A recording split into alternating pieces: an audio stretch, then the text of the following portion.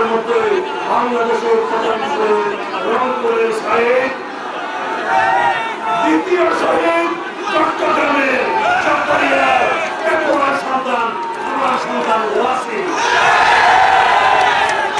সমস্ত গণতান্ত্রিক সংগ্রামে আন্দোলনে যুদ্ধে বাংলাদেশে চট্টগ্রাম সবসময় নেতৃত্ব দিয়েছে। বিচার বহির্ভূত হত্যাকাণ্ডের শিকার হয়েছে, তার মধ্যে 1700 বেশি মানুষ বিএনপির নেতা কর্মী।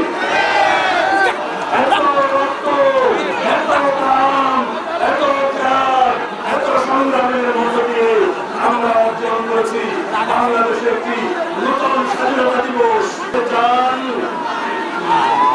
তাহলে করতে হবে, আন্দোলন চালু রাখতে হবে, জাতীয় এবং আন্তর্জাতিক ষড়যন্ত্র মোকাবিলা করতে হবে। সুতরাং চলমান এই আন্দোলন গণতন্ত্র কতদিন প্রতিষ্ঠিত না করে সত্যি ততদিন চালু রাখতে হবে।